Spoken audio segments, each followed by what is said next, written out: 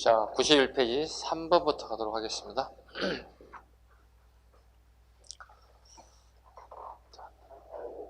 자, 갑니다. 밑줄 근 갈등에 대한 설명으로 옳지 않은 것 그랬어요. 옳지 않은 겁니다. 자, 이성계는 즉위 직후 명예사신을 보내 조선의 건국을 알리고 자신의 즉위를 승인해 줄 것을 국호의 재정을 명에 요청하였다. 명으로부터 승인을 받아 국내 정치 상황을 안정시키기 위함이었다. 그러나 이후 조선은 명과 이교적 갈등을 빚었습니다. 이교적 관계를 빚었다네요. 이걸 우리는 뭐라고 하냐면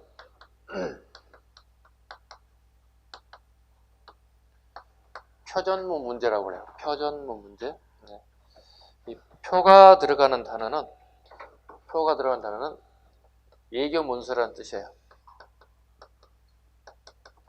표가 들어가면서 예교문서라는 뜻이 되는 거고, 표전문에 관련된 문제가 됐다는 거거든요. 자, 이게 뭐냐면 예교문서를 명나라에게 보냈다는 거예요. 조선에서. 일종의 이제 우리가 명나라의 관계가 이제 우리가 알다시피 4대 관계가 맺어지기 시작하는 거예요. 4대 관계가 맺어지면서 우리나라의 왕과 즉 국호, 즉 조선이라는 나라 국호를 인정해달라고 요구하는 겁니다. 인정을 요구하는 문서가 명나라에 발송이 됐어요. 그런데 명나라에서 이 표전문 문제를 가지고 시비를 걸어왔어요. 네.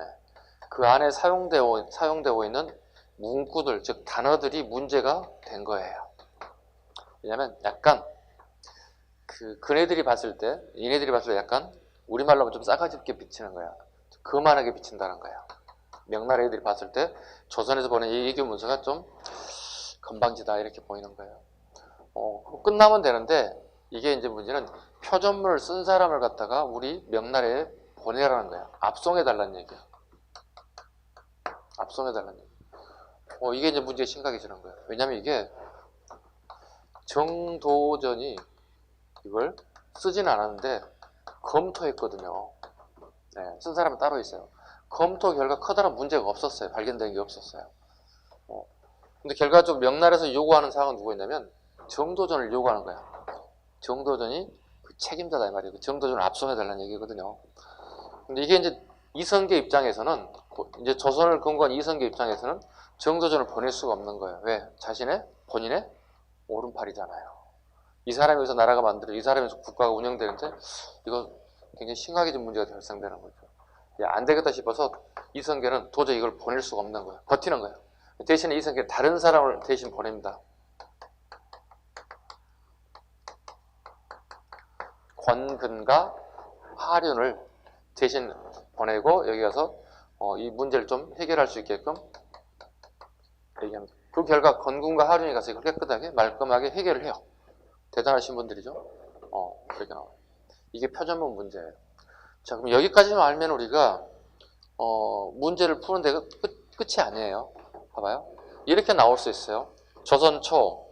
조선과 명의 표전문 문제로 부각됐던 문제를 권근과 하륜이 해결해 줬단 말이죠. 이걸 주지 않는단 말이야. 시험장에 가면 실제로. 자, 대신 누군가 사람을 보냈다고 얘기한다고, 누군지를 물음표를 던져준다고요. 그럼 이 사람들이 가가지고 해결했다는 거거든. 그럼 이 사람들이 했던 일을 물어본다고. 이 사람들이 했던 일들을 물어본다고. 대표적인 뭐죠? 책을 썼다는 거야. 역사책을. 그 책 제목이 뭐냐고 물어본다고.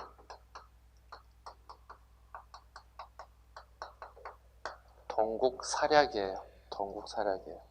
굉장히 고급스러운 문제입니다. 이건 주로 우리 9급에서도 좀 어려운 문제들 있죠. 네, 9급에서도 난이도가 있는 문제. 그 다음에 7급에서는 이건 기본으로 나오는 거예요. 네, 7급에서는 기본으로 나오는 것들입니다. 이걸 일명 표전문 문제라고 불러요. 예교 문서를 가지고 트집 잡아서 우리를 괴롭히는 것. 일종의 뭐죠? 이제 나라가 처음 만들어졌기 때문에 군기 잡기라 보시면 돼요. 군기를 잡기 위한 방안으로 썼던 것들이 표전문 문제입니다. 이 책 제목 알아두셔야 합니다. 권근, 하륜 중심에 대해서 쓴 책이, 요걸 마치고 돌아와 쓴 책이 동국사략. 같은 말로 삼국사략이라는 단어를 써요. 그 이유는 내용은 이렇습니다. 고조선에 대한 얘기, 그 다음에 이만조선에 대한 얘기, 그 다음에 기자조선에 대한 얘기. 희귀하게 동국사라는 걸 다 집어넣었어요.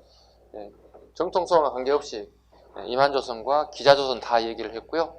그 다음에 사만화에 대한 얘기, 마음 변한 지난 얘기, 그 다음에 고구려 백제, 신라에 대한 얘기, 여기까지 썼다고 얘기해요. 그래서 이걸 갖다가 우리나라의 역사를 대충 약술했다는 뜻이 되는 거거든요.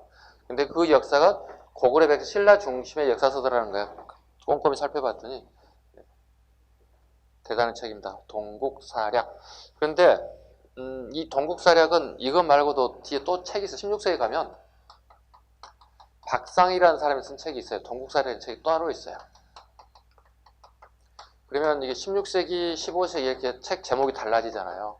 그럼 출제자들이 어떻게 해요? 굉장히 심각하게 고민을 좀 많이 해야 돼요. 왜냐하면 잘못하면 복수 정답이 나올 수 있는 가능성이 있는 거거든요. 그래서 이걸 정확하게 명시해 줘야 돼요. 즉 이성계의 표준문 문제로 결과 정도전을 보낼 수 없어서 우리나라에 신하 2명을 대신 보냈습니다. 그 사람이 건군과 하림입니다. 자, 해결됐죠? 해결되고 난 다음에 이들이 했던 역사에서 사실 가장 옳은 걸 고르세요. 그러면 동국사략을 골라주셔야 한다는 얘기예요. 이해 가셨죠? 동국사략. 요거와는 전혀 관계없는 내용이기도 합니다. 그래서 책 제목 하나만 가지고도 문제를 풀어낼 수 있어요. 난이도 상위에 해당되는 이런 형태의 문제가 나올 수 있다는 것 유념하시고요. 다시 이제 문제로 가죠. 이제 본론을 한번 가보겠습니다. 자, 이와 같은 갈등의 설명으로 옳지 않은 겁니다. 자, 조선으로 넘어온 여진의 송할 명이 요구함으로 생긴 갈등이다. 일부분, 이것도 작동이 되고 있고요. 조선이 명에 보낸 예교문서에 대한 무례한 표현이 있다는 것이 갈등 요인 중에 하나였다. 이것도 표준문 문제. 두 번째, 세 번째, 이성계가 이님의 아들이었다는 중국적 기록을 둘러싼 문제이기도 하다. 이게 이제 계속 말꼬리 잡는 내용인데요. 이님은 고려 말의 대표적인 인사죠. 대표적인 검문세족.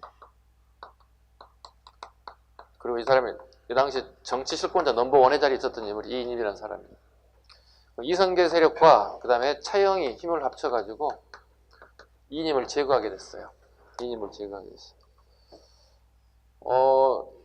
훗날 차영이 후회를 했다고 그랬죠. 왜냐하면 이성계의 힘을 합쳐가지고 이인임을 제거한 게 이성계의 가장 라이벌은 이인임이었거든요. 이인임이 제거되다 보니 차영이 나이가 드시고 이성계는 이제 팔팔하다 보니 이성계에 이게 꼼짝 못하는 상황이 됐다는 거예요. 그래서 차영이 가장 후회됐던 내용 중에 하나인데, 자 보세요. 그러면 자기 아버지를 죽인 사람 없지, 그죠? 이게 이인임에 관련된 부분이에요. 이성계를 가지고 계속 이 문제라고 하거든요. 보통 줄여서 이인임 문제를 종계 변무 문제라고 하는데, 쉽게 해서 이거예요. 조선의 왕이 된 이성계는 아버지가 이인임인데 아버지를 죽이고 왕위를 찬탈하고 새로운 나라를 건국했다. 이렇게 퍼뜨리기 시작한 거예요. 명나라 입장에서. 근데 뻔히 알고 있어요. 뻔히 알고 있음에도 이렇게 하고 있다는 거예요. 이렇게 하고 있다는 거예요. 일종의 뭐라고요? 이제 막 나라가 새로 접어졌기 때문에, 경국됐기 때문에 군기잡기한 하나의 수중의 하나였다 보시면 되겠습니다. 네 번째, 조선의 조공에 대해 황제가 내린 희사품의 가치가 지나치게 적은데 따른 갈등이다. 아닙니다. 오히려 명나라가 조선에 과도한 공물을 요구합니다. 이건 전혀 틀린 질문입니다. 답은 4번이 되어야 되겠습니다. 답은 4번 맞히는 것보다 이게 훨씬 더 중요한 문제입니다. 표준문 문제 꼭 잡으셔야 됩니다. 표준문 문제, 종계변무 문제, 종계변무 문제. 이게 해결이 안 된다고요? 즉 해결이 안 된다는 얘기면 이성계가 왕이 인정되지 않아요. 그리고 니네 나라가 조선이라는 국호를 사용할 수도 인정하지도 않아요. 이거 태종 이방원 때 가야 해결돼요. 언제 이게 해결된다고요? 종계변무 문제 언제 해결된다고요? 태종 이방원 때 가야 해결됩니다. 태종 이방원 때 해결합니다. 그러고 태종이 참 대단하긴 해요. 그죠? 네, 대단한 신분이에요. 태종 때 해결합니다. 태종 얼마나 대단한 사람이면 명나라에다가 물건 팔아먹는 사람이에요. 명나라가 이렇게 쭉 지나오다 보니까 국력이 약해졌어. 국방력이 약해졌어. 특히 국방의 가장 핵심적인 요소는 기병이잖아요. 말의 숫자가 기하가 줄어들었어. 명나라의 말의 숫자가 부족해짐을 느낀 태종은 뭐 한 줄 아세요? 우리 조그만 말도 우리 뭐라고 그러지? 아니 새끼 말들 뭐라고 그러지? 쪼랑말이라고 그러나? 이거 항상 물어봤는데 이걸 모르겠어. 이 단어가 생각이 안 나. 이걸 길러. 예. 여기 여진족 애들한테 이걸 저렴한 가격에 사온다고. 그리고 이걸 어른말로, 이거 어른말이라고 해야 돼? 그냥 말이라고 할까? 하여튼 이 말만 나오면 헷갈려 죽겠어. 네. 말을 길러가지고 어떻게 하는 줄 아세요? 이걸 명나라에 소문을 내. 네, 명나라가 이렇게 알 수 있게끔 이렇게 소스를 준단 말이야. 명의보인 솔깃하거든. 야, 조선이라는 나라에서 말을 엄청나게 많이 길러놨대. 야, 이거 우리 군사력 증강하기 위해서 이거 좀 우리가 가져오자 이렇게 얘기했어. 명나라 우리에게 이제 사신이 왔어요. 예, 우리나라의 군사 증강을 말이 좀 필요한데 조선에 좀 협조해 주면 좋겠다. 이때 왕이 누구예요? 만만치 않은 태종 이방원이에요. 이 사람 보통 사람이 아니잖아요. 유일하게 우리 조선 27명 왕 중에 과거시험 합격한 사람이잖아요. 그죠? 문무가 뛰어난 사람이. 조선시대의 왕이 과거시험을 본 게 아니고 고려시대 마지막에 과거시험을 패스했던 사람 유일한 사람이 태종 이방원이란 말이에요. 나름 그 태조 이성계의 콤플렉스를 해결해 준 사람이에요. 네, 태조 이성계 온통 무인 집안이라고 소문나 있단 말이에요. 얘들은 이건 잘하는데 이게 안 돼 막 이렇게 돼 있단 말이야. 근데 아들이 과거시험 합격했잖아요. 이성계는 어떻게 해요? 엄청나게 프라이드로 자기 자신이 엄청난. 여러분 마찬가지야. 여러분이 과거시험 합격하고 여러분 부모님 어떻게 돼요? 쓱 올라간다 이렇게. 우리 아들이 우리 딸이 이번에 합격했다. 제가 이번에 저기 지방에 좀 갔다 왔거든요. 네. 얼마나 오래됐는지 그 동네 지나가는데 무슨 니 땡땡씨 아들 9급 합격, 최종 합격. 축 합격이야. 그래서 차 타고 가면서 박수 칠만 하지 뭐. 예. 그 소가는 나라도 박수 쳐야지. 누가 박수 치겠어, 그죠? 예, 박수 치고 왔어요. 예. 같이 갔던 사람이 막 웃어요. 왜 박수 치냐고. 저 대단한 거예요. 대단한 거. 박수 쳐주세요. 그래요? 이렇게 했어요. 자, 이거 어떻게 하냐면 말을 주겠대요. 근데 문제는 말을 가져가고 얘네 돈을 안 줄 수 있다는 거예요. 선불로 주세요. 선불 받고 팔아먹어요. 이런 분이에요. 태종이 대단한 분이에요. 태종 때 가서 이런 문제들이 다 해결된다는 거예요. 명가의 관계들, 외교적인 부분들, 군사적인 부분들, 태종이 이 정도의 어떤 지략을 가진 인물이라는 거예요. 왕위를 찬탈하긴 했지만 정책들이 너무 뛰어나서 시험에 너무 잘 나올 수밖에 없는 왕 중에 한 분이 태종 이방원이다 보시면 되겠습니다. 4번 가도록 하죠. 자, 밑줄 근 왕의 업적으로 온 것을 보기에서 고르세요. 호조에서 아래기를 각도 3, 4가 빗물의 양을 보고하는 법은 이미 있으나 토질의 습도가 같지 않고 흙 속으로 스며든 깊이도 역시 알기 어렵사오니 청하오컨대 서운간에 대를 짓고, 대는 돈대라는 뜻이 이렇게 높은 대를 올리고 새를 보고 그릇을 만들되 길이는 2척이 되게 하고 직경은 8촌이 되게 하여 대 위에 올려놓고 비를 받아 본관 간원으로 하여금 수량을 재어 보고하게 하고. 이하 생략. 아는 단어들이 뭐죠? 지금 빗물의 양을 책정한다는 얘기죠. 그 다음에 기상 관측하는 서운관이 나오죠. 그죠? 예, 이거 뭐예요? 강우량 측정하는 거잖아요. 이거 측량하는 거잖아요. 비우자. 비의 양을 측량하는 거잖아요. 이 사람 아니면 할 사람 없잖아요. 그죠? 예, 과학기구 나온 건 무조건 거의 세종대왕이잖아요. 그죠? 세종에 대한 내용을 옳은 것을 골라내라는 얘기입니다. 사병혁파. 사병혁파 누구죠? 여기 태종 사병혁파. 예, 본인이 사병을 통해서 권력을 잡았지만 사병을 혁파하려다 실패했던 정도전의 뜻을 잘 따라가고 있습니다. 주자소 설치. 글자를 만드는 관책이라는 뜻이죠. 태종이죠. 태종 이방원. 향약 집성방. 세종대왕. 향약 집성방.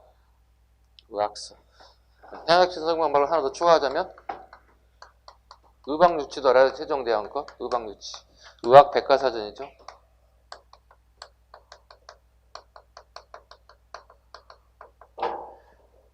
그 다음에 의정부서사제. 세종대왕이죠. 의정부서사제. 왕이 있고 그 다음에 영의정, 자의정, 우의정, 육조 이렇게 있다면 이렇게 가고 이렇게 가는 제도죠. 자, 육조의 장관들이, 그죠? 육조의 장관들이 영의정, 자의정, 즉 이 사람들 의정부라고 그러죠. 네. 의정부에 보고하고 그 다음에 왕에 보고하는 방법. 자, 그런 경우 이거 보죠. 이게 거의 웬만한 사건들은 우리 다 정결 처리예요. 그죠? 여러분들 앞에 공직자가 된다면 웬만한 것들 과장님, 부장님에서 다 정결 처리될 거거든요. 뭐 부시장, 시장님까지 가는 것은 거의 희박할 거거든요. 거의 부장님 선에서 많아요. 올라가야 뭐 국장선까지 가고 거의 다 정결 처리될 거거든요. 왜? 왕에게, 시장님에게 굳이 복잡한 일 다 보고할 필요 없다. 우리가 다 정결 처리하자. 이거거든요. 이렇게 됐을 경우 어떻게 되는 거죠? 왕권이 약화되기 쉽죠. 그죠? 그죠? 그럼에도 불구하고 세종대왕 의정부 서사를 통해서 어떻게 해요? 왕권과 신권을 조화를 이뤘다는 거예요. 왕권과 신권을 조화를 이뤘다. 이유를 설명드렸죠? 이유는 뭐예요? 아, 여러분 수업이 안 나갔나요? 세종대왕의 아버지로부터 직접 교육을 받았다고 그랬잖아요. 그죠? 네, 양령이 폐위되고 충령이었던 세종이 왕이 됐을 때 태종대왕이 살아있다고요. 살아생전에 왕 교육을 시킨다고요. 절대 주지 말아야 할 것, 병권과 인사권 절대 주지 말라는 얘기죠. 그래서 세종대왕이 왕이 되고 난 이후에 계속 이 권한을 주지 않고 있다고요. 그러다 보니 의정부 서사를 실시했을 경우에 왕권이 추락함에도 불구하고 왕권과 신권이 조화를 이뤘다는 이유는 이 두 가지 권한을 세종대왕이 틀어지고 주질 않았다. 누구에게? 6조 장관들에게 주지 않았다는 뜻이에요. 됐죠? 이 의정부 서사제입니다. 답은 디귿, 니을. 디귿, 니을. 5번이 돼야 되겠습니다. 5번 문제 풀어보겠습니다.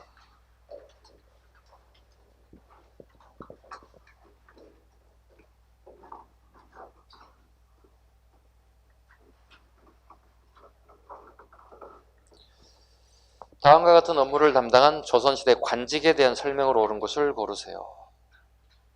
1. 단양과 천안 군수에 대한 근무평가. 군수들에 대한 근무평가를 할 수 있는 사람은 도지사입니다. 오늘날에. 그 당시는 관찰사가 되겠죠. 미결된 송사처리, 노비소송 1건, 재산소송권 2건. 3일차 향교에 들려 교수와 훈도를 감독하고 4일차 충주지역을 순찰했다. 이 관직은 관찰사입니다. 관찰사입니다. 오늘날의 도지사죠. 도지사의 역할에 대한 부분을 설명해 놓고 있습니다. 옳은 것을 골라주세요. 1번 수령의 행정실무를 보좌했다. 수령을 보좌하는 사람들은요. 향입니다. 1번 지문은 향입니다. 여러분이 합격하게 되면 뭐가 되는 거예요? 거의 대부분 향이죠. 여러분 대부분 준비하는 게 9급, 7급이잖아요. 대부분 그죠? 네. 시장 밑에 들어가는 사람들. 향이 우리 고을의 관리란 뜻이에요. 관리리자를 쓰기 때문에. 두 번째, 3사에 소속되어 관리 비리를 감찰하였다. 관리 빈처 사헌부겠죠. 사헌부. 오늘날에 치면 검찰청이죠. 검찰청. 같은 말로 뭐라고 그런다고요? 사헌부는 헌부 또는 해치라고 한다고요. 네. 사헌부, 헌부 또는 해치 이런 표현을 씁니다. 감찰의 기능을 가지고 있습니다. 고려시대 무슨 기능과 비슷합니까? 오늘 한 것 같은데. 아, 오늘 안 했나? 아, 안 했구나. 헷갈리는 거야 내가. 지금 다른 학원하고 저기 뭐지? 이게 좀 달라. 진도가 좀 별로. 고려시대는 뭐라 불러요? 의사대, 감찰 기능을 가지고 있다. 의사대 기능을 가지고 있다. 조선시대의 감찰 기능 사헌부, 고려시대 감찰 기능 의사대, 유사한 기능을 같이 잡아주시면 되겠다. 3번 도에 파견된 지방관으로 수령을 감독하였다. 답은 3번이겠네요. 왕의 대리인으로 현감 또는 현령으로 불렸다. 아니라고, 관찰사라고. 현령, 현감은 우리나라 치면은 저 밑에 군수나 그 다음에 면장, 읍장 정도 해당되는 사람들입니다. 6조 판서 중 하나로 관원의 인사 업무를 담당하였다 그랬습니다. 이것도 틀린 부분입니다. 그 다음에 6번 밑줄 친 이것이 제작된 시기 문화에 대한 설명으로 옳은 것을 고르세요. 이것을 해정교와 종묘 앞에 처음으로 설치하였다. 해 그림자를 관측하였다. 해 그림자를 관측했대. 해가 비치는 그림자를 통해서 우리가 시간을 알려고 하는 목적이 있겠죠. 더 이상 안 읽어봐도 충분히 해시계를 만들려고 하는 거라고 봐야 되겠죠. 해시계를 뭐라 불렀습니까? 앙부일부라고 그러죠. 앙부일구다. 자, 읽어보겠습니다. 집현전 직제약 김돈이 명을 짓기를 구리를 부어서 그릇을 만드는데 모양이 가마솥과 같아 한다. 그 다음에 길가에 설치한 것은 보는 사람이 모이기 때문이다. 이로부터 백성도 이것을 만들 줄 알게 되었습니다. 앙부일구입니다. 일기, 앙부일기입니다. 요거 알 수 있겠죠? 첫 단지 부자입니다. 네, 첫 단지 부자입니다.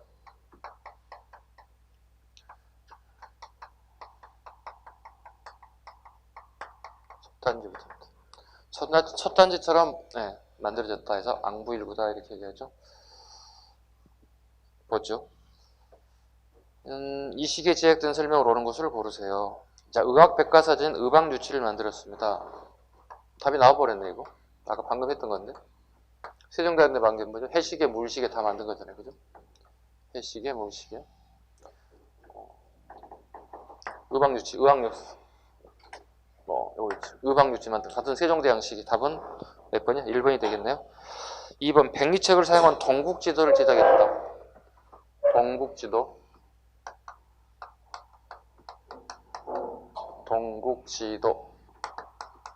이건 백리책입니다. 백리책.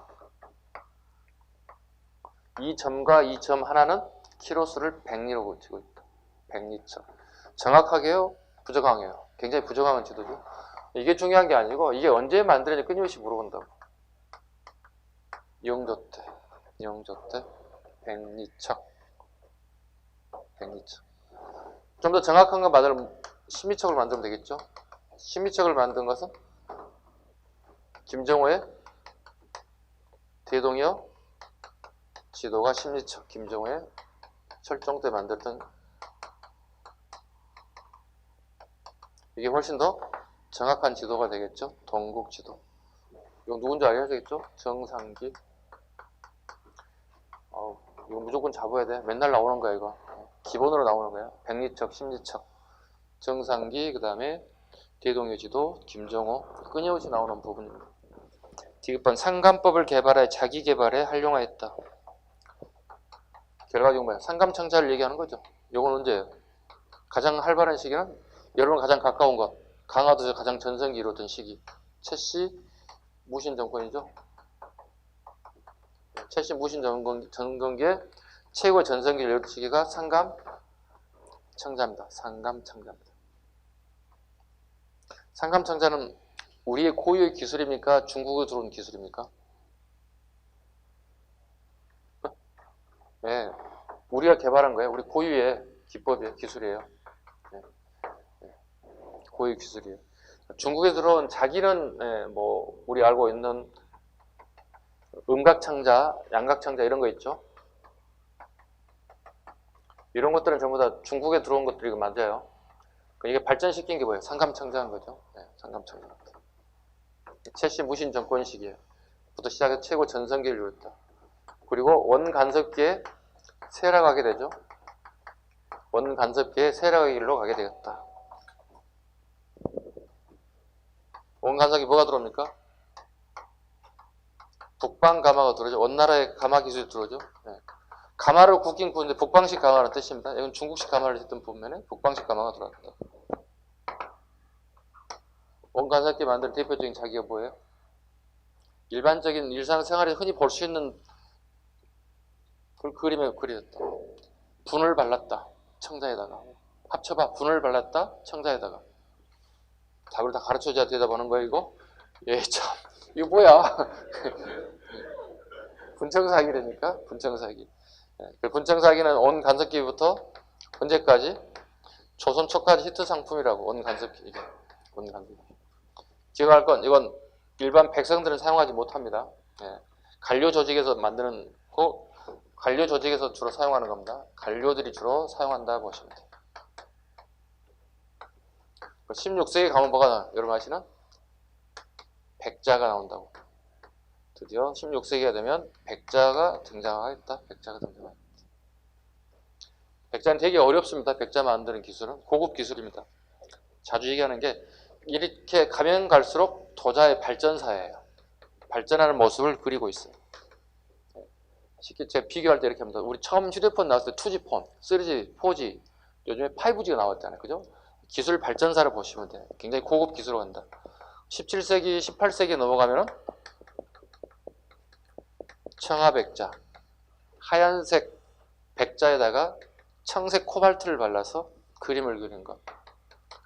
17세기 말에 18세기 넘으면 철사백자 이런 것들이 점차점차 이렇게 나타난다. 자, 보세요. 이건 관료들이 주로 많이 사용한다고 그랬죠. 양반 들어가 관료들이. 여기는요, 마찬가지 관료들이 써요. 근데 추가하면 여기는 이러한 사람도 사용해요. 요호 부민들이 드디어 철사백자들을 사용하게 돼요. 요호 부민이란 부농가 부상들 있죠. 18세기가 되면 대동법의 활성화로 인해서 돈 많이 버는 농민들과 상인들이 있어요. 요 부분들을 네 글자로 요호 부민이라고 불러요. 부농, 부상이라고. 부남과 부상들이 드디어 돈을 벌기 시작하면서 이러한 자기들을 사용하는 시기로 발전된다. 함정 자주 봐시는 거 있습니다. 요호 부민은 요거 사용할 수 있고요. 대신에 아까 분청사기는 요호 부민이 없어요. 여기는 민들이 사용할 수 없어요. 관료 조직만 사용할 수 있어요. 이런 게 함정 파는 문제들이니까. 흐름도 중요하지만 뭐가 시험에 나오는지도 잡아주셔야 되는 게 여러분의 임무이기도 해요. 제 임무이기도 하고요. 다시 4번 역대 문물을 정비한 동국 문헌비고를 편찬하였습니다. 동국 문헌비고. 이건 이영조 때 홍봉환입니다. 이영조 때 홍봉환. 기억 잘 하셔야 돼요. 가끔 이걸 청나라에서 수입했다 이런 얘기를 하는데 밑에 살짝 적을까요? 청에 수입 X 적습니다. 청에 수입한 게 아닙니다. 동국이니까 벌써 우리나라 냄새 거잖아요. 동국이니까 우리나라 냄새 오잖아요. 작자를 몰라도 풀어낼 수 있어. 동국이니까 우리나라를 지칭하는 거니까. 동국 문헌비고니까 뭐죠?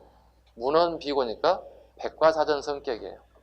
동국 문헌비고는 백과사전적 성격이. 백과사전적 성격이다. 홍봉환이 이영조 때 누구의 할아버지예요? 사도세자의 장인어른이시고 정조임금의 애할아버지세요. 그리고 훗날 정조가 왕이 되자마자 제일 1번 타자로 날려버린 인물이 대표적인 인물이 이 홍씨 집안들입니다. 즉 해경궁 홍씨 자기 어머니의 친정 아버지세요. 아셨죠? 그러니까 이 홍봉환 세력들에 의해서 자기 아버지 사도세자가 죽음을 당한다고 뒤지안이 죽게 된다고요. 그 죽어가는 모습을 봤던 정조임금이 훗날 왕이 되고 난 다음에 제일 먼저 홍씨들 자기 애같이 죽은 걸 싹 정리해버려요. 가장 대표적인 인물이 홍봉환이 되겠습니다. 답은 1번이고 다음 페이지 7번 문제 풀겠습니다. 밑줄친 왕이 제의한 시기에 사실 옳지 않은 것. 왕은 원나라의 수시력을 참교하여 역법을 만들었다. 역법은 달력. 그 책의 말미에 동지, 하지, 후이, 일출, 일몰, 시각과 밤낮의 길을 나타낸 표가 있는데 우리나라에서는 최초로 한양을 기준으로 했다. 일단 수시력이라는 단어가 안 나왔고 그 다음에 한양을 기준으로 해서 뭐 달력을 하나 만들었다잖아요. 이거 나오면 세종대왕밖에 없죠. 칠정산 4편입니다. 칠정산 4편을 만들었다. 자, 볼까요? 칠정산 볼까요? 자, 오늘이 화요일이죠. 그죠? 일요일, 월요일, 화요일, 수요일, 목요일, 금요일, 토요일. 해와 달, 화성, 수성, 목성, 금성, 토성. 지구를 중심으로 가까운 회전하고 있는 지구의 자전하는 모습을 별자리를 보고 예전에는 전부 다 북경을 기준으로 관측해서 그러다 보면 우리에게 일치하지 않는 게 꽤 많았다. 근데 우리 처음으로 서울 한양을 기준으로 얘들을 보기 시작했다는 거예요. 움직임을 보기 시작했다는 거예요. 훨씬 더 정확도가 좋아졌다는 거예요. 왜? 이도 경도가 일단 우리 시야에 들어왔기 때문에 훨씬 정확해졌다. 이걸 기준으로 이걸 칠정산이라고 불러요. 7개의 별자리들의 움직임을 계산했다. 칠정산 플러스 4. 봐보시죠. 4는 기존에 사용했던 거는 얘기하거든요.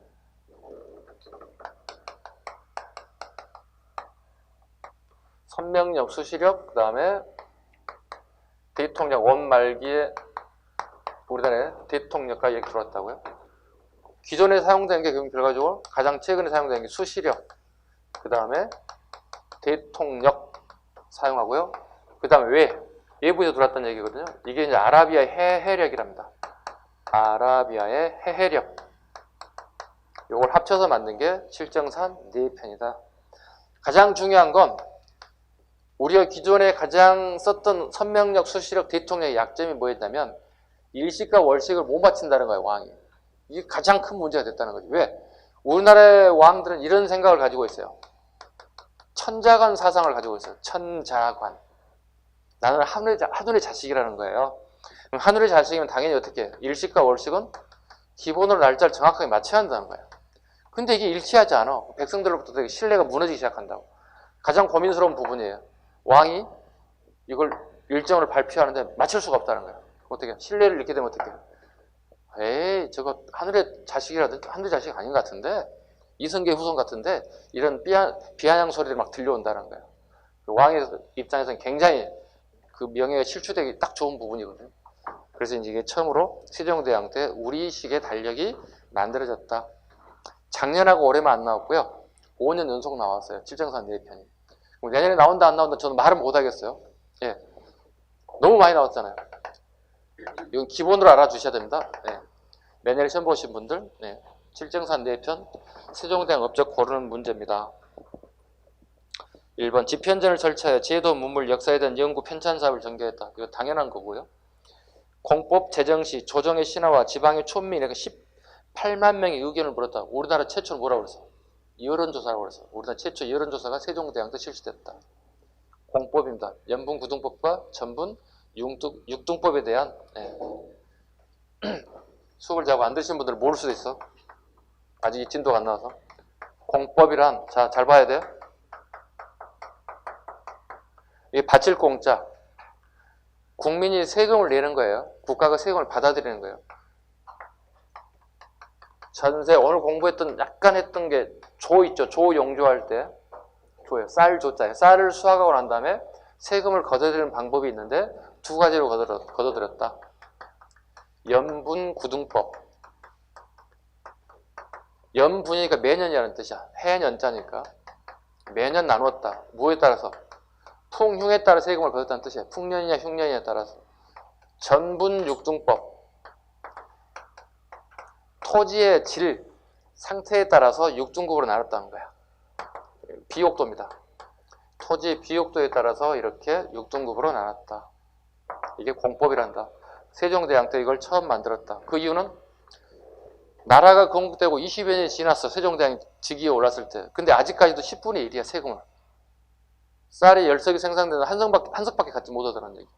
근데 나라의 규모는 커졌어. 살림살이는 커졌어. 부족하지. 그럼 어떻게 하면서 세금을 많이 거둘까 해서 만들어낸 제도가 공법이에요. 연분구등법과 전분육등법이에요. 중간 부분 생략해 드렸는데 이걸 세종대왕이 그냥 무턱대고 막 더 걷어가는 사람은 아니에요. 중간에 여기 뭐가 있어요? 농서를 보급한다고요. 이게 이제 농사직설이에요. 이걸 보급했더니 실제로 농민들이 수확량이 증가되는 사실을 알게 됐다고. 농사직설을 보급됐더니. 요거 보급하고 세종대왕이 어떻게 뒤에 창덕궁 뒤에다가 논에다 직접 농사를 져요. 실제로 증가되는지 그 농법을 적용했을 때. 세종대왕은 이런 분이에요. 이렇게 말로써 글로써 하는 게 아니라 직접 이렇게 행동으로 옮기시는 대표적인 인사가 세종대왕이기도 합니다. 그리고 바로 이렇게 공법을 실시한 게 아니라 전국의 모든 공무원들 현장에 나가서 이거 한번 여론조사 해봐. 어느 정도 거뒀으면 좋겠는지, 불만이 없겠는지 전부 다 여론조사 결과가 나온 게 공법입니다. 이건 자주 나오기도 꼭 한자를 알아야 돼. 바칠 공자. 우리 고려시대 때 온 간섭기에 공려할 때도 여자를 바친다 할 때 공자를 쓴다. 학원 1층에도 보니까 공자가 들어가 있는 찻집이 하나 있더라. 아무 생각 없이 다니셨죠? 저는 봐요 그거. 뭐 한자가 있지. 무슨 한자지? 내가 들어가면 저 사람들 나에게 바치려나? 차를 바치려나? 네, 이런 생각. 네.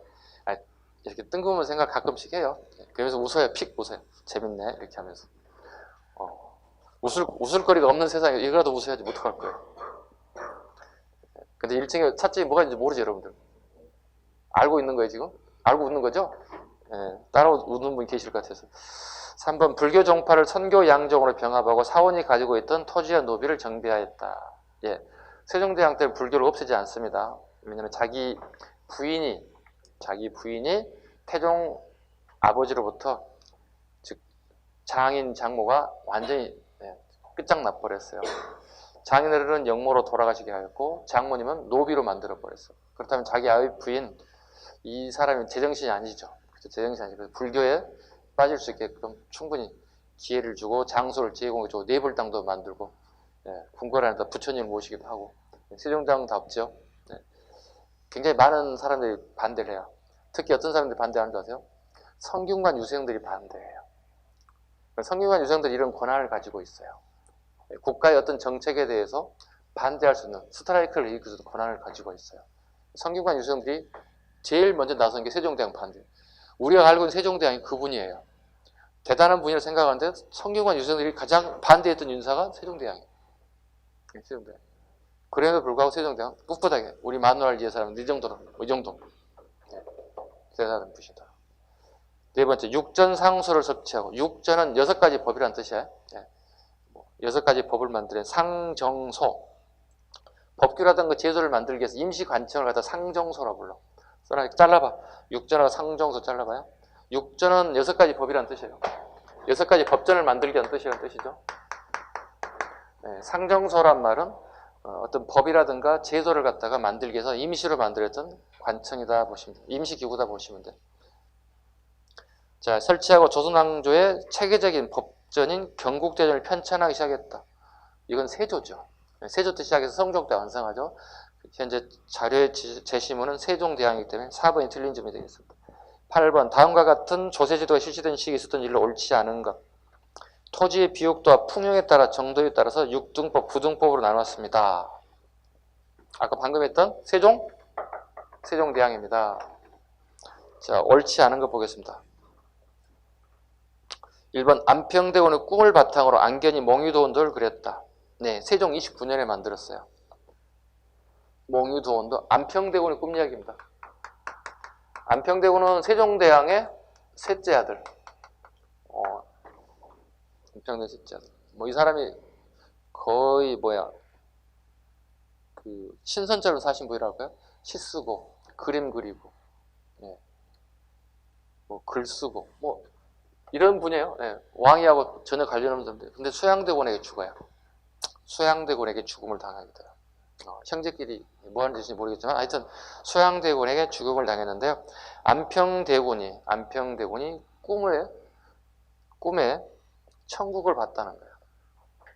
그래서 이걸 안견을 불러. 도화세의 하원인 안견을 불러서 야, 내가 어제 꿈을 꿨는데 야, 천국을 봤다? 그거 좀 그려볼래?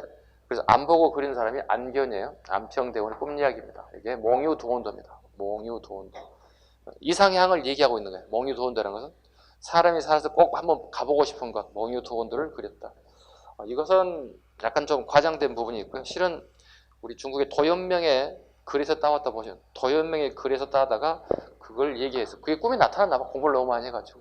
안견이 안 보고 그랬다잖아요. 근데 그린 모습이 경복궁 뒤에, 산의 뒤에 있는 그 모습 거의 비슷해요.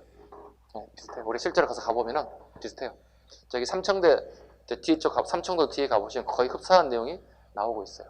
그 그림의 모습이 그대로 나와요. 자, 근데 이 그림이 한번 시험에 나왔어요. 이건 현재 우리나라에 소장하고 있지 않아요.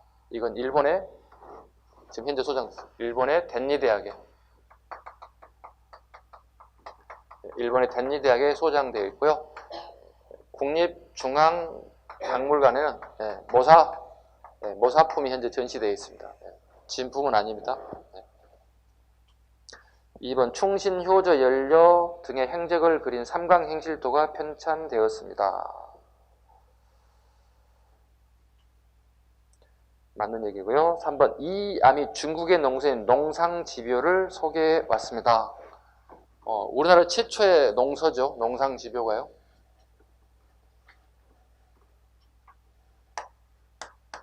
농상집요. 최초의 농서이기도 합니다. 그런데 수입서이기도 합니다. 원나라에서부터 수입이 들어왔습니다. 원에서부터. 또 나왔어요. 한자. 이 정도 한자 알아야죠. 무슨 상자라고요? 예, 뽕나무 상자라고요. 뽕나무 상자. 뽕나무를 기르는 뽕나무뿐만 아니라 이제 이게 유지수들 있죠. 예, 과일 나무들에 대한 부분들, 밭작물에 관련된 부분, 예, 주로 그렇습니다. 이건 우리나라에 처음 들어온 농서이기도 합니다. 원간섭기. 구체적으로 물어본다면 정말 우리 처음에 안 나오는 왕 중에 하나가 이제 충정왕인데요. 예, 충정왕 시기에 구체적으로 본다면 농상집요가 들어왔습니다. 그럼 뽕나무 기술을 필요하다는 것은 우리나라에 지금 뭐가 길어지고 있다는 거죠? 그렇죠. 필요한 거 우리가 생산할 때 이거란 얘기죠. 실크를 생산해야 하기 때문에 뽕나무의 제작이 늘어나야 된다는 얘기죠. 3번 틀렸습니다. 소리의 장단과 넘나지를 표현할 수 있는 정간보를 창안했다. 악보입니다. 세종대왕이 악보를 만들었습니다. 작곡을 하고 싶은데 야 악보 한번 가져봐 그랬더니 악보가 뭐예요? 악보가 없어? 예, 없는데요? 그럼 내가 만들어야 되겠네? 만든 게 정간보예요. 세종대왕이 이러신 분이에요. 네. 팔방민이에요. 못하는 게 없어요. 웬만한 거 손대면 다 만들어낼 수 있어요. 5번 전국 지도로서 팔도도가 처음 제작되었습니다. 이 팔도도 때는 문제가 좀 복잡해지는데요. 이 문제는 이제 복수정답을 처리할 수 있는 요소 중에 하나인데요. 팔도들은 두 가지가 있습니다. 세종대왕 때하고 태종 때. 이해, 여기는 정척. 이건 현재 우리가 전해지지 않고 기록에만 남아 있고요.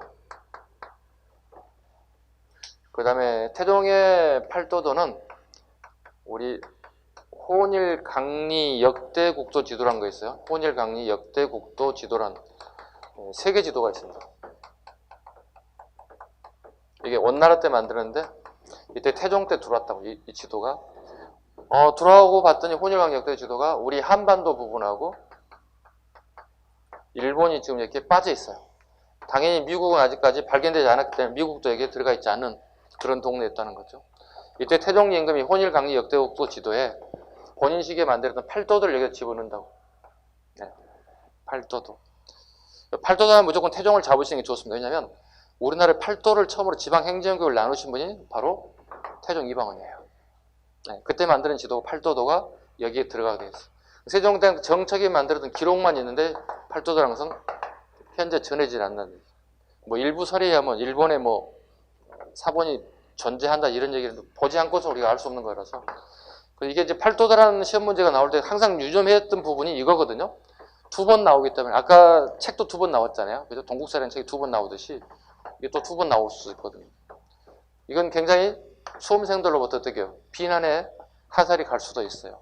어쩌란 얘기냐? 선택을 해야 되는데 이거 완벽하게 복수정답이 나올 수 있는 요소가 되는 거고. 자, 그 다음에 3번은 완벽하게 틀린 지문이고.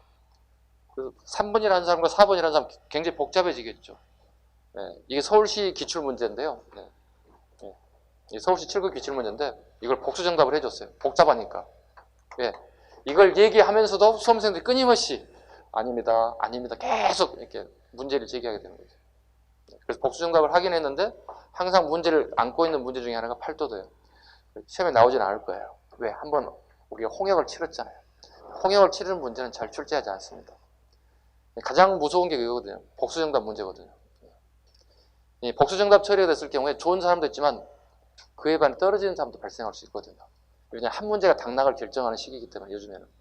그래서 여러분들은 한 문제 한 문제의 소중함을 진짜 느끼셔야 돼요. 중요하게 다루셔야 돼요. 네. 지금 처음 공부하기 시작하시는 분은 잘 몰라요. 근데 합격권에 근접에 가면 갈수록 어떻게 해요? 한 문제에 대한 소중함이 절실해져야 돼요. 그 한 문제가 나의 인생을 바꿔놓을 수 있다고요. 떨어지고 붙으시는.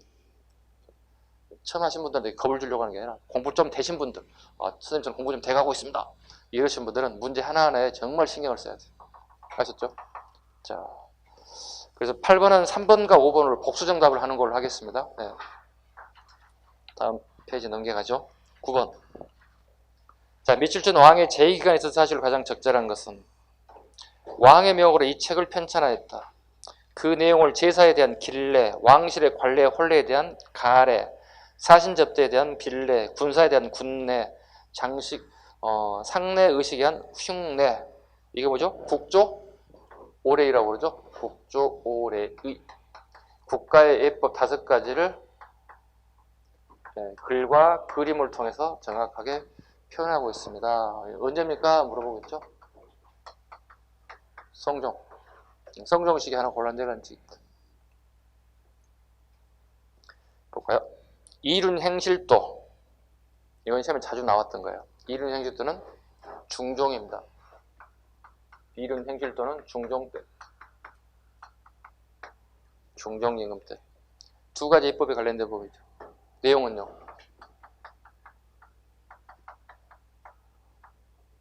장유유서, 붕우유신. 사람의 어른과 나이가 어린 사람 간의 A. 부모, 친구 간의 A. 이게 이륜행실도, 중종 때. 시험에 자주 나왔던 부분입니다. 이렇게 물어보죠. 네. 이렇게도 물어볼 수 있고 이렇게도 물어볼 수 있어요. 자, 이륜행실도가 만들었던 시기의 사실로 가장 옳은 것을 고르세요. 이렇게 물어본다. 그럼 누구 업적 골라내라는 얘기죠? 중종 업적 골라내라. 대표적인 게 군적수포제예요. 또 반대로 이렇게는 뭘? 군적수포제가 실시되었던 시기의 사실을 가장 옳은 것을 고르세요. 이륜행실도예요. 그러니까 이렇게도 오고 이렇게도 가보라고 우리 계속 수업 시간에 얘기하죠. 이렇게도 오시고 저렇게. 군적수포제는 뭐죠? 군역의 문제예요. 군대를 가기 싫은 사람들은 배 두 필씩을 요즘 지금 병무청에 납부하세요. 한 필은 국가가 가져가고 한 필은 저희가 군대 갈 사람 대신 사겠습니다.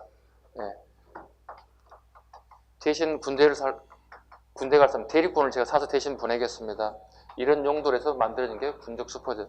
요즘 말로 치면 병역비리. 병역비리. 개인의 비리를 떠나서 국가가 노골적으로 비리를 저지르고 있다. 요즘 지금 병무청이 군대 가기 사람 저한테 2천만 원씩 가져오세요. 이런 꼴이에요. 그 2천만 원을 가지고 1,000만 원은 국가가 먹겠고 1,000만 원은 대신 군대 갈 사람 지원받아서 대신 이 사람이 1,000만 원 주겠다는 쉽게 예를 들자면 국가의 병역비리를 얘기하고 있습니다. 두 번째, 동국여지 승남이 편찬되었다. 네, 성종 때. 답은 2번입니다. 노사신입니다. 노사신이란 신하가 만든 게 국가에서 성종이 매기도 이걸 관찬지라고 그러겠죠. 국가에서 만들었다. 관찬지. 일종의 인문지리지예요. 인문지리지. 그러니까 신참팔도지리지. 신참팔도지리 세종. 신참팔도지리지. 천상열차 분야지도 태조. 천상열차 분야지도는 이렇게 커다란 비석에다가 대리석 비석에다가 지구의 모습을 이렇게 정확하게 이렇게 표현한 모습들. 그 다음에 글로 써서 쭉 표현한 것들. 천상열차 분야지도. 천상 하늘 위에 별자들이 열지어서 논일고 있다. 이걸 간추하는 거 천상열차 분야지도랍니다. 태조 때입니다. 이걸 태조 때 만들었는데 무엇을 샘플로 만들었느냐 물어보죠. 고구려 무덤 안에 뭐가 있습니까? 별자리가 있습니다. 고구려의 무덤 안에 별자리에 내용을 여기다 그대로 똑같이 실었다. 이렇게 보시면 됩니다. 됐죠? 이것도 뭐예요? 마찬가지로 무슨 간을 가지고 있어요? 천자간을 가지고 있다. 내가 하늘의 자식이기 때문에 내가 너희들을 지배하는 건 정통성, 정당하다는 거고 이걸 통해서 널리 자기 덕을 알리려고 했다. 답은 2번. 다음 문제 10번 갑니다. 다음 역사서에 대한 설명으로 가장 적절한 것. 자, 일찍이 세조께서 우리 동방에는 비록 여러 역사서가 있으나 장편으로 되어 있어 기감으로 삼을 만한 것이 없다라고 말씀하시고 관리들에게 명하여 편찬하게 하셨지만 제대로 이루어지지 못하였습니다. 주상께서 그 뜻을 이해받아 서거정 등의 편찬을 명하였습니다. 이 책을 지으며 명분과 일륜을 중시하고 절의를 숭상하며 난신을 성토하고 간사한 자를 비난하는 것을 더욱 엄격하게 하였습니다. 서거정 하면 떠오르는 책이 뭐가 있어요? 서거정 하면 당연히 떠오르는 게 동국통감이겠죠. 우리 첫 수업 시간에 이거 하지 않나요? 동국통감. 성종 15세기 가장 대표적인 관찬서로 만든 게 서거정의 동국통감. 우리나라 역사책이라는 뜻이 되는 거죠. 동국이니까. 감은 역사책이라는 뜻이죠. 그죠? 감은 역사서라는 의미를 가지고 있고, 동국은 우리나라라는 뜻을 가지고 있고, 통이란 것은 A부터 어느 지점까지, Z까지를 얘기하고 있죠. 어디에요? 조선시대니까 그 전까지 역사 적었으니까 어디까지 거예요? 그렇지, 여기까지 적었다 봐야 되지. 조선시대는 당대사를 적기 어려워요. 왜? 당대사는 전부 다 뭐예요? 조선왕조 실록이라고. 조선왕조 실록 누가 열람할 수 있어? 없다고. 왕도 열람 못 한다고. 당연히 어떤 신하도 조선왕조 실록을 열람할 수 없다고. 그게 역사인데 열람할 수 없다고. 그래서 조선사를 썼다고 하는 거 이건 전부 다 야사로 보시면 돼요. 야사로 보시면 돼요. 아셨죠? 그건 다 야사로 보시면 돼요. 정사가 조선왕조 실록이기 때문에 쓸 수가 없던 거죠. 서거정의 동국통감입니다. 가장 적절한 것 1번이 나왔네요. 고조선부터 고려 말까지 1번이 답이 돼야 돼요. 2번 세 가지 열전으로 번기 세 가지 열전의 방식을 우리 뭐라 그래요? 이건 기전체 방식이죠. 근데 전국통감이라고 그랬잖아요. 땡땡 저료 땡땡 저료 땡겜 통감 땡땡 실록 이렇게 끝나는 거 있잖아요. 이렇게 삼국사 저료, 고려사 저료, 동국통감, 조선왕조 실록 이렇게 끝나는 단어들 전부 다 뭐라고요? 편년체 서술 양식이라고. 편년체란 연, 월, 일 순서대로 쓰는 방식을 우리는 편년체 서술 방식이다 이렇게 얘기합니다. 저료, 통감, 절록으로 끝나는 것들은 저료, 실록, 통감 전부 다 편년체 서술 방식이다. 3번 고대사 연구의 시야를 만주지방까지 확대하여 한반도 중심에 협소한 사관을 극복하는 데 노력하였습니다. 이건 이종의 동사. 오늘 배웠던 유득공의 발해고 이걸 얘기하고 있습니다. 고글에 대한 얘기, 발해에 대한 얘기. 우리 한반도를 넘어서는 얘기들입니다. 중국 및 일본의 자료를 참고하여 민족사 의식을 폭넓히는 데 이바지하였습니다. 한치훈의 해동역사. 한치훈의 해동역사. 한치훈은 이 사람은 출신이 남인입니다. 성분이 붕당의 남인이고요. 남인이 쫄딱 망하죠. 쫄딱 망하죠. 서인의 세상에 와버렸죠. 그래서 1차 초시 같은 걸 합격했는데요. 성균관 들어가서 2차 시험 같은 걸 포기해버려요. 한치훈이 포기해요. 근데 한치훈이 유명해지면 한치훈의 아들이 급제를 버렸어요. 아버지는 시험을 도저히 나는 남인으로서 전개에 나가봐야 발디딜 틈이 없다. 난 안 가겠다. 포기했는데 한치훈의 아들들이 성공했죠. 그 다음에 또 주위 가족들이 또 성공했어요. 다 공부를 잘했던 것 같아요. 그리고 한치훈이 이제 청나라에 갈 수 있는 기회가 되는데 여기서 한 2달 동안 청나라의 선진 문물을 보고 듣고 배우게 돼요. 이때 자기가 필요한 책들을 갖다가 청나라에 좀 더 구입해 와요. 즉 각국의 나라 역사들을 다 구입해 와요. 자기 역사에 관심이 많은 사람이. 이걸 기초해서 쓴 책이 해동역사예요. 해동역사입니다. 해동역사입니다. 즉 우리나라 역사뿐만이 아니라 주변에 있던 나라들 역사를 전부 다 같이 다 정리했다는 거예요. 그래서 한치훈 해동역사가 크게 가치를 인정받는 대표적인 저서다 보시면 되겠습니다. 됐죠? 10번 풀었죠? 11번으로 가도록 하겠습니다. 11번 한 페이지 넘어갑니다. 자, 가국왕의 정책으로 옳은 걸 고르세요. 자, 아는 단어 한번 찾아볼까요? 두 주단에 정초. 정초가 쓴 책이 아까 농사, 직설, 농서입니다. 우리나라 최초의 농서입니다, 이게. 최초의 농서다. 우리 손으로 쓴 최초의 농서라는 뜻입니다. 이건 최초의 농서는 수입서로서 최초의 농서입니다. 처음으로 수입서를 포함한, 하여튼 우리나라의 농서라는 건 처음 한 건 농상지배가 되는 거, 우리나라 사람이 처음 쓴 것은 농사직설이죠. 정초를 포함한 지편적 학자들이 중심이 돼서 쓴 책이 농사직설. 이걸 농민에게 보급하고 수확량이 증가됨을 알게 됐고 그 결과 뭐가 등장했다고요? 공법이 들어왔다고요. 공법 뭐라고요? 염분, 구등법과 전분, 육중법. 그래서 농사직설도 굉장히 중요한 책이기도 합니다.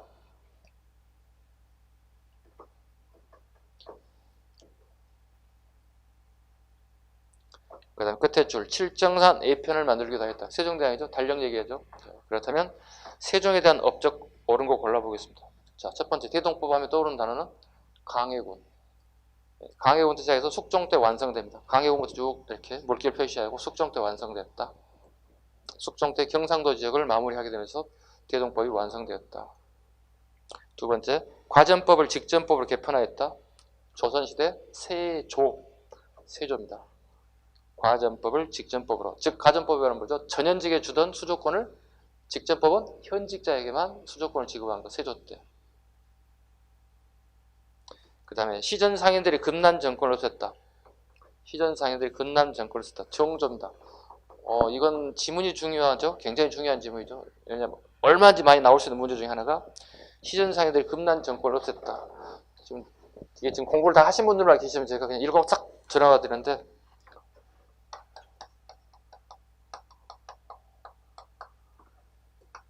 시전 상인들이 가진 권한을 금난 정권이라고 합니다. 금난 정권이라고 합니다. 자, 시전 상인들은 서울을 중심으로 장사를 하신 분들입니다. 자, 여기 서울이죠. 자, 서울 여기 권정통, 종로라고 얘기할게요. 에워싸고 있는 지역이 이렇게 예각이 있겠죠. 이렇게 동쪽, 서쪽, 뭐 남쪽, 북쪽 이렇게 시전 상인들이 이렇게 있다고요. 여기도 시전 상인, 여기도 시전 상인, 여기도. 이 사람들의 권한은 금난 정권을 가지고 있습니다. 난전을 금하는 모든 권한을 다 가지고 있다. 자, 여기 장사가 잘 되기 때문에 어떻게 난전들이 막 들어온다고. 아줌마제들이 이렇게 올라온다고. 이렇게 정조 때가 되면 영조 때부터 저기 하삼도 충청 경상 전라 지역 주민들이 다 올라온다고. 왜? 서울에 가니까 돈을 잘 번다는 거야. 시골에서 농사 1년 내졌더니 서울에 올라가서 한 달 번 것보다 못 벌더라는 거야. 당연히 그럼 어떻게 많은 사람들이 서울로 다 올라올 수밖에 없지. 그 많은 사람들이 서울에 다 올라와. 와서 막상 봤더니 현실은 또 그렇게 넉넉하지 않아. 그래서 이 주변에 사람이 많이 모이는 곳에 가서 난전을 펴고 물건을 파는 이런 사람이 등장한다는 거야. 근데 이 단속권을 원래는 누가 가져야 돼? 요즘 시면 서울시가 가져야 되겠지, 그죠? 아, 이거 난전하시면 안 됩니다. 이거 사람들 다 세금 내고 장사하시는 분들이 이렇게 하지 못하게끔 만들어줘야 되잖아요. 근데 이 권한을 서울시가 가져가는 게 아니라 이 시전 상인들의 권한을 줬다는 거야. 오면 어떻게 막 때려 푼 거야. 이렇게. 깽판 치는 거야. 장사 못하게끔 만드는 거야. 이런 권한을 가지고 있었다고, 시전 상인들이. 이해 가셨나요? 재밌는 것은 여기는 일물일몰이에요. 이게 무슨 말이에요? 일물일몰. 일물일몰. 일물일몰. 일물일몰. 여기는 6가지를 판다고. 여기 뭐래요? 유기전이라고. 종로, 권정등 궁궐 앞에 파는 게 유기전. 유기전은 주로 왕실의 물건을 납품하는 상가라 보시면 돼요. 자, 봐요. 이게 가게 하나에 자기가 장기로 파는 물건 하나밖에 못 판다고. 요 상인들은. 어디가 돈 될까? 여기 돈 되겠지. 이게 이제 일물에 관련된 부분과 그 다음에 그래서 이런 부분들은 다 금난 정권을 다 폐지해요. 다 장사하세요. 가서 이렇게 정조가 다 얘기해 준다고요. 이걸 갖다가 신의 통공이라 부른다고. 뭐라 부른다고요? 신의 통공. 신년에 왕이 허락했다는 뜻이에요. 신뢰를 보냈다 이런 뜻이. 이걸 신의 통공이라 불러요. 단 어디는 제외하고요? 종로에 있는 유기전은 제외한다고. 유기전은 제외하고 모든 것에 금난장구를 풀었다 이런 의미를 가지고 있어요. 아주 시험에 잘 나오는 내용입니다. 항상 잘 나오는 게 뭐예요? 이거죠. 유기전은 제외를 한다는 꼭 들어가야 된다고. 그래서 시전상에 나오면 무조건 유기전을 제외하는 단어가 들어간 꼭 보라고. 유기전을 제외한 모든 전 지역의 일각의 시전상인들에게 난전을 할 수 있게 풀어줬다. 그 이유는요, 시전상인들이 막대한 이익을 챙기는 이 자금이 노론의 정치자금으로 흘러들어간다는 얘기야. 노론의 정치자금 들어간 걸 막겠다는 거죠. 그 이유는 정조 임금은 노론을 아주 싫어해요. 아버지가 노론에서 희생됐기 때문에. 그렇다고 노론의 정치자금 주면 안 됩니다 이렇게 말을 할 수가 없어. 왜? 이 법이 아니야. 이런 법이 없어. 불법 위법이 없어. 그러다 보니 그걸 해결할 수 있는 방법은 이 상권을 풀어버리면 해서 이 사람들의 수익을 약화시킬 수 있는 방법을 연구한 결과 이거랍니다. 신의 통공입니다.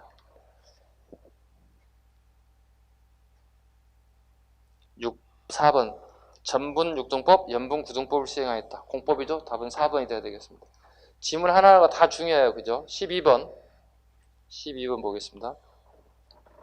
자, 가 구강에 대한 설명으로 옳은 것을 고르세요.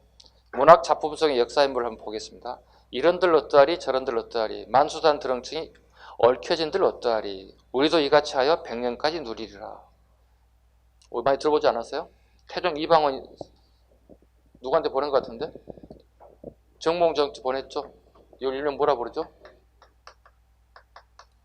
하여가라고 그러죠. 근데 또 하나 답장 보냈잖아요. 이 몸이 힘들고 죽고 100번 고쳐주고 내 마음 변할 단신감 보냈죠. 하여가 이거 나온 거죠. 태종에 대한 얘기죠. 훗날 왕이 되죠. 이방원이.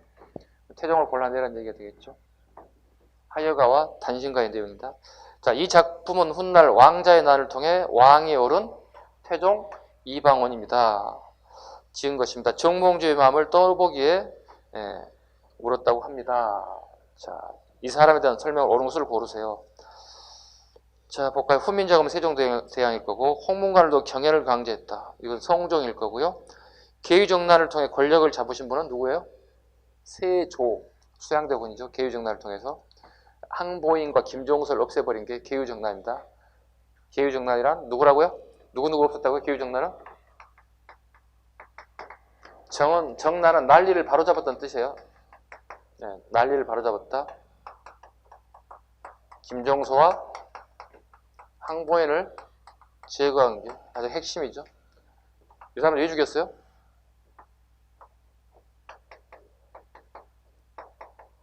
이걸 황표정사라 불러요. 황표정사로 시비를 걸어서 이 두 사람을 제거하게 됐죠. 황표정사. 단종의 어린 나이 왕에 대해서 이 사람들이 단종을 보살피고 있죠. 가장 중요한 게 왕의 가장 중요한 건 인사권을 가지고 있는 거죠. 분권을 가지고 있는 거. 그죠?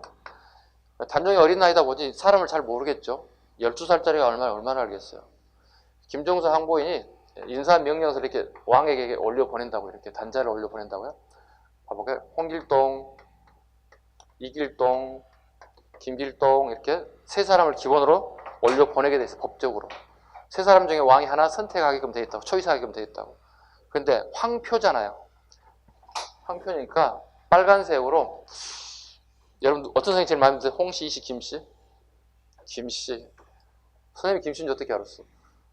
오, 이렇게. 김씨에다 이렇게 빨갛게 표시를 해서 단종해 주는 거야. 이 둘이 사인이 되는 거야. 저기요, 빨간색 거기다가 해놨거든요. 그 사람 임명하시면 돼요. 이렇게 얘기했다는 거예요. 그래요, 알았어요. 이렇게 얘기했다. 그래 단종이 이길동으로 외무부 장관 임명하겠습니다. 이렇게 딱 선언하는 거야. 이게 비일비재 계속 이렇게 일어난 거예요. 이게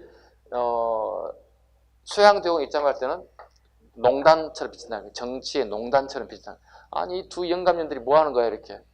버린 조카 놓고 좀 장난하는 거야? 니네 정권이야? 이렇게 되는 거지. 이게 이제 비웃장상한 거지. 예, 그 결과 이 사건을 일으킨 게 계유정난입니다. 이 단어 알아두셔야 돼요. 황표정사라는 단어를 꼭 알아두시면 돼요. 모르신 분은 적어 놓으시면 돼요. 예. 계유정난의 가장 핵심은 황표정사로 인해서 두 정성, 김종서와 항보인을 제거함으로써 소양대원이 권력을 잡게 되었다. 사병을 없애 군사지휘권을 장악했다. 답은 4번이 돼야 되겠죠. 네, 사병을 없앴다. 사군 육진 개처가 영토를 확장하시면 여러분 아시는 세종대왕, 최윤덕과 김종서죠. 13번. 밑줄근 왕의 제2기간에 있었던 사실로 옳은 것을 고르세요. 자, 설총이 이두를 제작한 본뜻은 백성을 편리하게 하려 함이 아니겠느냐. 만일 그것이 백성을 편리하게 한 것이라면 지금의 업문도 백성을 편리하게 하려는 것이 아니겠네요. 업문이라고 그랬네요. 훈민정음 얘기하네요. 벌써 힌트가 딱 와야죠. 머리에 돌고 있죠. 훈민정음 얘기하니까 그죠? 자, 너희들이 설총은 옳다 하면서 왕이 하는 일은 그러다니 어찌 된 것이냐. 내가 만일 업문으로 삼강행식을 번역하여 민간에 반포하면 어리석은 백성들이 모두 쉽게 깨달아서 충신, 효자, 연례가 반드시 많이 나올 것입니다. 세종대왕에 관련된 부분입니다. 세종대왕이 설총의 이두와 비교해서 훈민정음을 얘기하고 있습니다. 반대하지 말라는 얘기죠. 자, 세종대왕이 업적 하나 골고 있습니다. 청의 요청으로 조총부대를 파견했다는데요. 이건 효종입니다. 효종. 효종 임금 때 조총부대를 파견했습니다. 조청부대를 파견했어. 좋은 의미에 나쁜 의미에 조청부대를 보낸 거냐? 나쁜 의미가 돼버렸죠. 왜요? 조청부대를 보낸 거 뭐죠? 명분론의 이배라는 표현을 써요. 명분론의 이배. 명분론의 이배. 조청부대는 누구에게 복수하기 위해서 만든 부대였어요? 청나라에 복수하기 위한 거죠. 우리가 청에 당했잖아. 그죠? 근데 청이 뭘 요구했어요? 조청부대를 지네 요구했다고. 왜? 이쪽에 지금 러시아가 남하하고 있다고. 조청부대 얘들 격파시켜달라고 요구한 거잖아. 1차, 2차 두 번에 파견해서 얘들을 실제로 러시아 애들 어떻게 해요? 격파시켰어. 청량을 가장 중요하게 생각하고 명문론을, 청량의 가장 핵심 명문론을 가장 중요시 여겼던 노론의 대학자들이 코가 납작하게 됐지. 이긴 건 뭐 좋다고 얘기할 수 있지만, 자, 청을 잡는 게 명분이었잖아. 청에 복수하는 게 명분이었잖아. 근데 청나라를 이제 써먹게 돼버렸잖아. 러시아가 청을 치기에 내려왔다고. 근데 효종 때 조청부대를 파견해서 러시아군을 격파시켜서 남하를 막았다고. 뭐 좋아요. 승리한 건 좋아요. 뭐 진급보가 나오니까. 그러나 이것은 그렇게 정치인들이 중요하게 여기는 명분론이 이배됐다는 겁니다.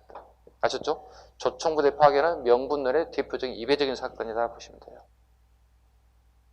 이번 법령을 정비하여 경국대제를 완성하신 분은 성종이죠. 세조 때 시작해 성종이 완성됐죠. 갑인자를 주주하여 할자 인쇄소를 발전시켰습니다. 답은 3번이겠네요. 할자 인쇄소, 인쇄, 갑인자입니다. 세종대왕입니다. 이건 외워야 돼요. 어쩔 수 없어요. 조선의 가장 갑인 임금 이렇게 외우셔야 돼요. 세종대왕 이렇게. 우리 갑을병 할 때 조선의 가장 갑인 임금 세종대왕 이렇게 살짝 암기하시면 괜찮을 것 같습니다. 그럼 청가의 국경선을 정하는 백두산 정계비를 만드신 분은 숙종 임금이죠. 백두산 정계비. 이건 쉬운 문제입니다. 네 글자 이게 한번 쓸 수 있어요? 서해 압록, 동쪽으로는 토문, 서쪽으로는 압록강을 우리 경계로 하고 동쪽으로는 토문으로 하겠대요. 숙종 때문에 문제 없어요. 잘 지켜졌어요. 백두산에 얘들이 여기 백두산이죠. 근접하지 않았다는 거예요. 그럼 토문을 어떻게 해석했는지 같다고 훗날 고종임금도 이 문제가 터져 나왔다는 거예요. 청나라 애들이 간도 지역, 이 지역을 개발할 터이니 여기에 와 있는 조선인들 전부 다 내보내라는 거야. 자기가 개발하겠다고. 이때 고종임금이 뭐라 불러요? 무슨 소리야. 우리 땅에 백성이 사는데 왜 니네들이 나가라 말아 얘기해. 이게 말이 안 되는 거 아니야? 고종이 저항하죠. 왜? 토문은 우리 땅이라는 거야. 근데 토문에 이치를 놓고 서로 해석이 달라진다는 거지. 청의 이치는 어디를 보고 있어요? 두만강. 우리 조선은요? 여기 그런 송하강을 보고 있다는 거예요. 두만강과 소만강의 차이점을 토문의 해석을 가지고 고종 때 싸우게 됐다. 첫 번째 처음 출발한 스타트는 숙종 때다. 서해 압록, 동이토문. 즉 우리나라의 관리와 청의 관리에 직접 가서 실측을 해서 백두산에서 측정했다는 거거든요. 앞으로 우리가 통일이 된다면, 남과 북이 통일된다면 우리가 독도 문제처럼 간도 문제도 보통 문제는 아닐 거라고 생각합니다. 단 조건이 있죠. 중국이 국력이 약해졌을 때. 지금처럼 국력이 쓸 때는 우리가 감히 엄두대기 쉽지가 않습니다. 말이 안 통하는 애들 어떻게 말이 되겠습니까? 중국 애들은 우리가 좀 조심스러운 애들이죠. 일본 애들은 만만하니까 우리가 맞대응하는 거죠. 그렇지 않아요?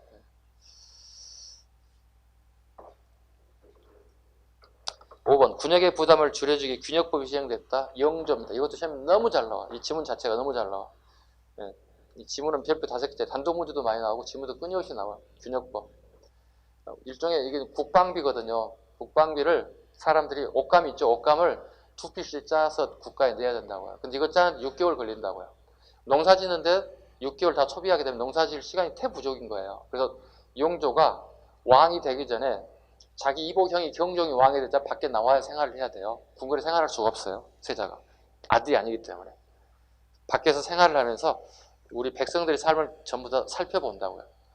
살펴보면서 가장 큰 문제가 군포 내는 게 가장 힘들다는 사실을 알게 됐다고요. 그래서 왕이 되자마자 2필에서 1필로 줄여줬다고. 이게 균역법이에요.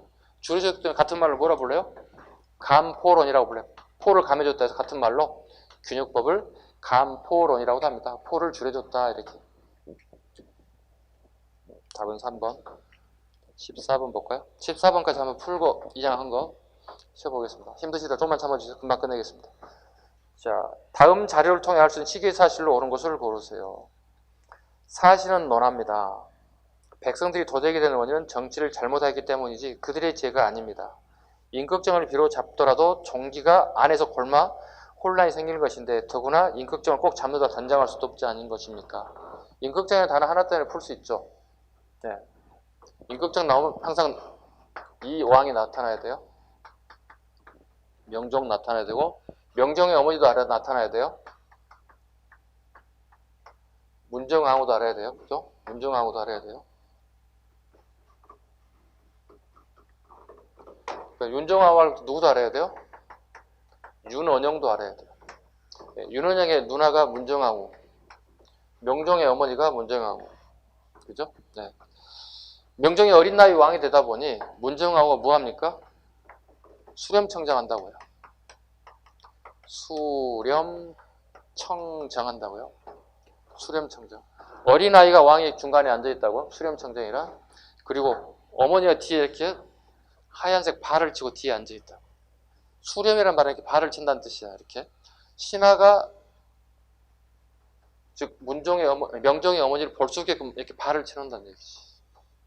이건 유교 국가에서 당연히 해야 될 얘기이기도 합니다. 결혼한 여성은 자기 남편과 아들 이외에는 남자를 볼 수 없어. 애간 남자를 볼 수 없어. 여기 많은 대신들이 와 있잖아. 그럼 대신들이 얼굴을 볼 수 없게끔 만들기 위해서 수렴을 해. 이렇게 우리 쉽게 보면 모기장 같은 거 쫙 친다는 얘기 이렇게. 그다음에 청정은 듣는다는 뜻이야. 들을 청자예요. 뭘요? 뭘 들어요? 정치를 듣는다는 뜻이에요. 아, 그러면 우리나라에 왕이 몇 명이 되는 거죠? 낮의 왕과 저녁의 왕이 따로따로 놀고 있다는 얘기. 그리고 어떻게 윤원영이 어떻게 자기 누나를 백을 믿고 어떻게 엄청난 비리를 저지르고 있다. 그리고 여기에 윤원영이 갖다가 물건을 엄청 쌓아준다고. 매간매직하고 있다고. 매간매직하게 되면 이것도 이 피해는 고스란히 누구에게 가는 거예요? 백성들에게 가는 거예요. 백성들이 어떻게 세금 많이 내면 어떻게 살기 힘들어진다는 얘기죠. 백성들이 못 살겠어요 하고 난을 일으킨다고. 그 대표적 인사가 임꺽정이라고. 임꺽정이 항해도 9월산에 가가지고 9월산에 가면 이렇게 소문이 나 있어요. 여기는 농사지을 땅이 없다는 거야. 우리 농민들이. 여기 가면 땅을 다 농사지을 땅을 준다는 거예요. 누가? 임꺽정이. 그리고 세금도 안 거둔다는 거예요. 살 수 있게 해준다는 거예요. 이 소문 듣고 엄청나게 많은 사람들이 이렇게 9월산에 찾아간다. 전부 다 임꺽정이 시야로 다 들어가게 된다. 근데 이런 부분에서 국가가 인정할 수 없는 거죠. 그죠? 하나의 새로운 제도가 새로운 나라를 만들려고 하는 것들. 국가 입장에 봤을 때 전복제가 형성될 수 있다는 거죠. 그래서 임꺽정을 제거하기 위해서 나섰다는 겁니다. 이때 문정왕후 시기에. 쉽지가 않았겠지만 임꺽정은 실존 인물이 꼭 잡아주셔야 돼요. 자, 명종 때 관련된 분 사실 옳은 거 골라주세요. 임질이라는 국토가 황폐해졌다. 선조고요. 예송으로 서인과 남이 대립됐습니다. 현종 임금입니다. 현종. 그 다음에 윤원영을 비롯한 애척설이 전국을 주도했다. 윤원영. 답은? 윤원영 찾으시면 되겠죠. 안동깁시 세도정치 부정부패가 이루어졌다. 이건 19세기 순조 때. 그래서 답은 4번이 되겠습니다. 4번이 됐죠. 맞아. 하나 더 풀어야 되겠다. 뒤에 살인이네. 쏘리.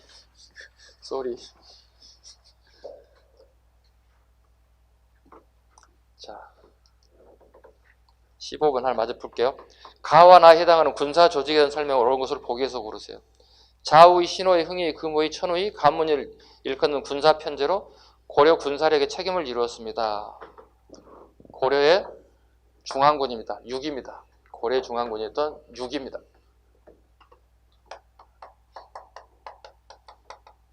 고려의 중앙군 6이 두 번째. 어영청은 인조반정을 집권한 서인에 대한 정권을 안정시키고 애적의 침입에 대비하게 설정됐습니다. 조선의 중앙군이었던 5군영입니다. 5군영 중에 하나가 어영청입니다.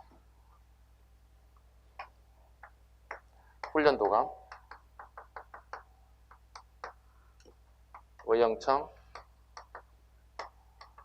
총용청, 수어청, 흠이 0. 이게 5군형입니다.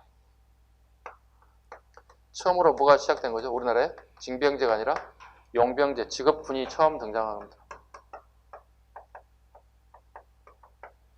자, 이대용입니다. 자, 한번 볼까요? 설명으로 옳은 것을 보기에서 고르세요.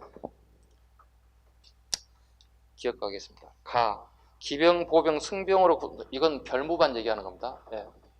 윤관이 만든 별무반이 1번 기억번 지문은 틀린 지문이 됩니다. 전혀 일치하지 않습니다. 두 번째 지문 가는요 수도 경비와 국경 방어를 담당하는 중앙군입니다. 6위. 이걸 뭐라고 불렀어요? 제가 번상병이라 이런 뜻입니다. 수도도 지키고 그 다음에 국경도 지키고 서로 돌아가면서 이렇게 교환 근무하는 걸 우리는 번상병이라고 합니다. 2번 지문은 맞는 지문입니다. 2번 지문 맞고요. 디귿번 나 응양군과 용호군으로 편정되었습니다. 응양군과 용호군은 여기입니다. 고려의 2군입니다. 여기에 응양군과 용호군이 있습니다. 이것은 왕의 친위부대입니다. 왕의 친위부대입니다. 이것도 틀렸습니다. 니을번 5군형의 하나로 수도인 한성을 수비하는 역할을 맡았습니다. 네. 수호청 대부분 다 얘들은 뭐예요? 수도를 경비하는 업무를 다 맡고 있습니다. 이거 많습니다. 답은 니은과 니을. 답은 4번 지문이 정답이 되겠습니다. 됐죠? 네, 조금 쉬어가겠습니다.